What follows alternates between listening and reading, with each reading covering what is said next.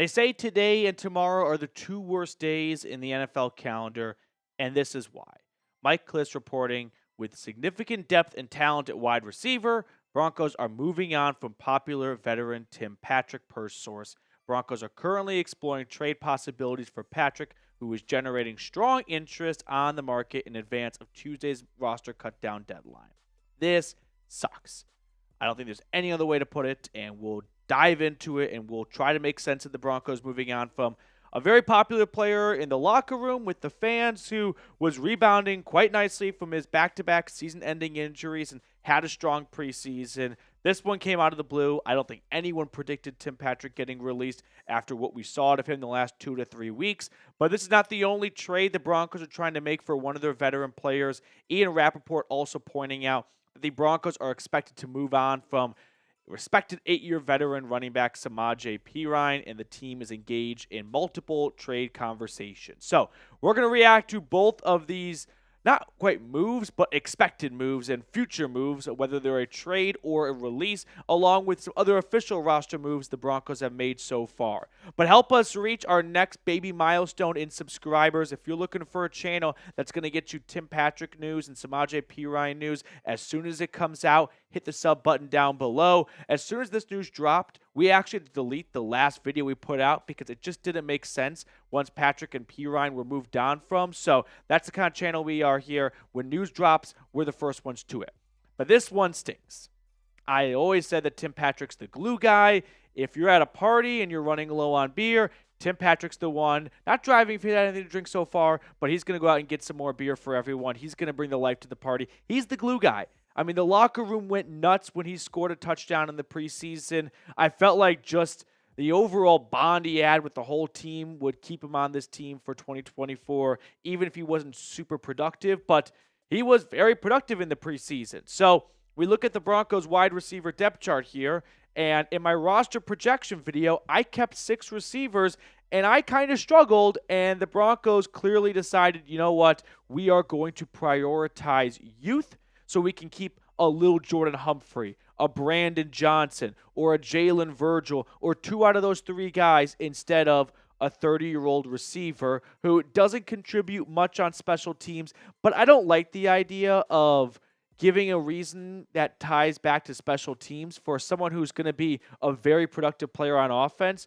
Would you rather have 750 yards at wide receiver or 150 yards at wide receiver but solid special team gunner? I think it's a no-brainer. Give me the extra 600 yards on offense. But Patrick, unfortunately, will go down in an era of a Broncos wide receiver trio that just couldn't stay together. I looked back and I counted all the games that Patrick, Courtland Sutton, and Jerry Jeudy overlapped from 2020 to 2023, and in 67 possible games, they played 11 together. Basically just that 2021 season since Sutton missed all of 2020, and then they came back for 2021. 2022, Tim Patrick misses the whole year. 2023, Tim Patrick misses the whole year. And they would have played more in 2021 if Jerry Jeudy didn't suffer that high ankle sprain in that Week 1 win against the Giants. So at the end of the day, what was supposed to be the receiver trio for years to come, George Payton locked down Patrick and Sutton with long-term deals. He used a first-round draft pick on Jeudy. That was the future at the position. They ultimately get 11 games out of it. Somewhat similar to like Bradley Chubb and Von Miller. They were supposed to be like the next Dwight Freeney and Mathis coming off the edge. Ultimately, those two overlapped a lot more than Bradley Chubb and Von Miller did. So Patrick, he's a legend in my eyes. I mean, I don't know if we've ever been so romantic about a 734-yard, 5-touchdown player in 2021, but I feel like we're having a funeral right now because everyone's a big fan of this player. He was such a popular guy with the team and with the fan base, and I think we'll be talking about a trade on this channel very, very soon. There's got to be a team out there that wants Tim Patrick enough to give up a draft pick, even if it's just a 2025 7th-round draft pick. The Broncos were going to release Albert O. They ultimately have found a trade with the Eagles. This is not the first time a team like Randy Gregory, another example, was going to cut a guy, and then at the last moment, a day 3 pick swap gets him to a specific team. So I have no doubt that some team is going to want to trade for Tim Patrick, and a trade will get done before the roster deadline on Tuesday at 4 p.m. Eastern.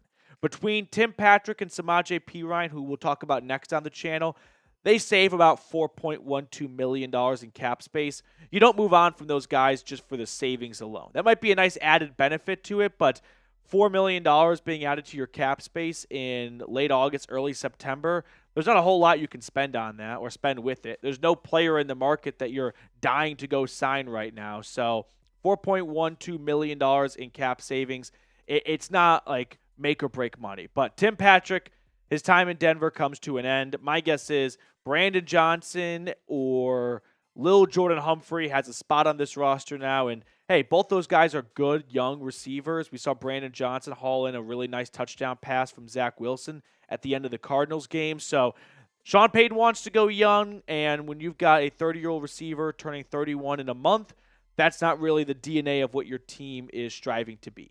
So show Tim Patrick some love on his way out, Probably the last time we'll talk about him, like today's video. I would love for him to come across this video and notice, wow, Broncos country really showing some love for a player that unfortunately just had his injury, I don't want to say derailed, but basically derailed due to injuries at the end of his career.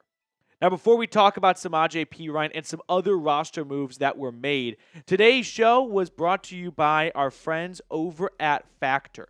Football is almost here, and if you're like me and tend to maybe pig out a little bit on Sundays, but you want to eat better the rest of the week, get started with Factor today. They have so many awesome chef-crafted meals like Calorie Smart, Protein Plus, and Keto. Also, Factor's fresh, never-frozen meals are dietitian approved and ready to eat in just 2 minutes. So no matter how busy you are, you'll always just have time to enjoy nutritious, great-tasting meals. Treat yourself to restaurant-quality meals that feature premium ingredients like filet mignon, shrimp, and blackened salmon. Keep kitchen time to a minimum as well. Factor meals are ready in 2 minutes. No shopping, prepping, cooking, or cleaning up. Head to factormeals.com/BroncosChat50 and use code BroncosChat50 to get 50% off your first box plus 20% off your next month. That's code BroncosChat50 at factormeals.com/BroncosChat50 to get 50% off your first box plus 20% off your next month while your subscription is active. I put all that information in the comments and description of today's video. Moving on to the veteran player that the Broncos are moving on from. This one's not a surprise to me. I did not have him on my 53-man roster projection, which I released yesterday. That is now somewhat going up in flames since Tim Patrick is not going to be on the 53-man. There are more cap savings for Perine, though, $3 million compared to Tim Patrick, where it's $1.125 million.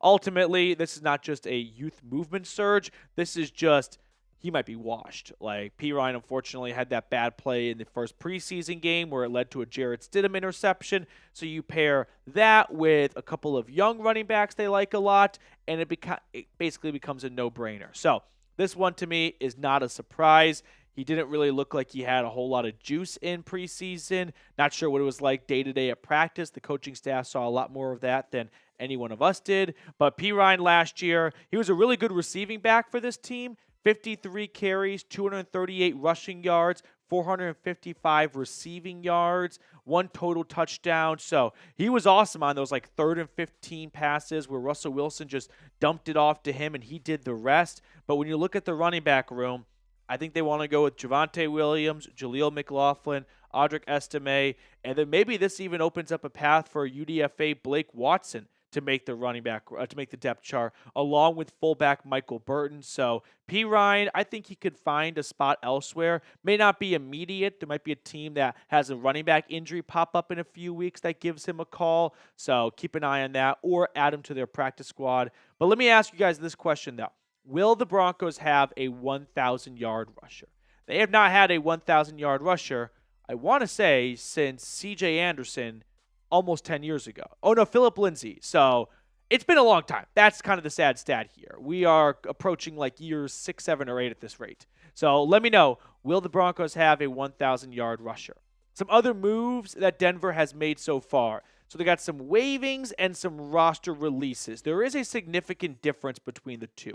So Phillip Dorsett, Angelo Blackson, Andre Smith, all of those players were released, okay? Everyone else on screen has been waived. What is the difference between the two? When you are waived, just like in your fantasy football league, you are subject to the waiver wire, which is something that teams can claim from, and it resets after you make your claim. Whereas if you are released, you are not subject to the waiver wire, so no team can come pluck you. You are a free agent immediately, and you can sign wherever you want. When I look at the three guys that were waived, Dorsett, Smith, and Angelo Blackson jumps out to me as someone who might re-sign with the team tomorrow or in 2 days. Once they get through roster cutdown day, maybe they move a guy to injured reserve and it opens up a roster spot. Maybe they put him on their practice squad. But Blackson definitely jumps out as a candidate to come back. And the Broncos just told him, hey, we're going to release you right now. It's a little bit of a formality. It's just roster maneuvering, but we want to bring you back in 2 to 3 days once we have a roster spot for you. And as for Perine and Patrick, they are expected to be released or traded. If they are released, they will not be subject to the waiver wire, so they can go sign wherever they want. I have to envision that Tim Patrick at least will get a trade offer from some team willing to do a day 3 pick swap. Just like last year, remember the Broncos were going to release Randy Gregory until the 49ers called, and they agreed on a 6th and 7th round pick swap. So this is the youth movement, right? You want to have a younger guy like Lil Jordan Humphrey or Brandon Johnson who could be on this roster for 3 to 4 years, or do you want to have 1 year left of Tim Patrick on the final year of his contract? I don't think it's a no-brainer. Like, there is some value in having Tim Patrick this year with a rookie quarterback to help bring him along and help him develop by having a security blanket over the middle of the field, because no one was better than Tim Patrick on third down when he was last on the field in 2021. And that's a very valuable thing to have for a rookie quarterback. But there are some pros too. Hey, Brandon Johnson, Lil Jordan Humphrey, Jalen Virgil. Like, those are guys that can be contributors for this team for years to come. So invest in them now and hope that they grow into a more long-term piece. Before we get on out of here, a couple of quick housekeeping notes. I just want to show some love to the Blue and Orange Club. Those of you that have sent in a $100 super chat during our watch parties, slap yourself. I don't give a buck. Mrs. I don't give a buck, which is I don't give a duck, and John E. I can't thank you guys enough for supporting the channel. If you want to get shout-outs throughout the entire 2024 season, come hang out with us during our watch parties, $100 super chat, and we'll throw your name on screen all year long. Some injury news that I actually talked about in the original video that I put out this morning or this afternoon that you might have gotten a notification for, and then when you clicked on it, it took you nowhere. That's because of the Tim Patrick news. But Mike Klis also reported that there was an MRI this morning for Damari Mathis, who has a high ankle sprain. No timetable on his return. So with roster cutdown day tomorrow, the Broncos might be in a sticky situation. They might release him. If you look at the cornerback room, I think Riley Moss has established himself as the CB2.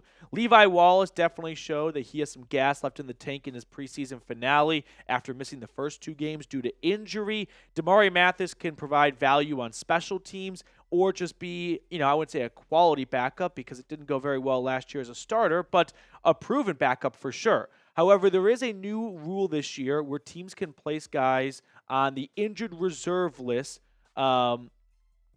Teams can place players on the injured reserve list before roster cutdown day, which beforehand would have ended their season with that team immediately.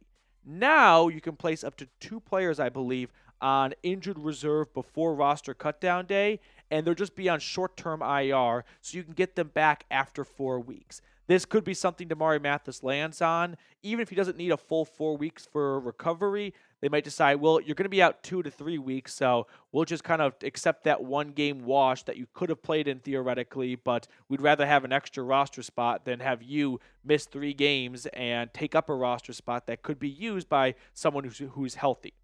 All right, one last time, make sure to subscribe to the channel, though. Let's get ourselves to 24,500 subscribers. This channel has really taken off in the last month and a half. So if you have not joined yet, I invite you to do so. It's completely free, and I bet it's going to be the best Broncos content out there. Otherwise, you can unsubscribe, and it's also completely free.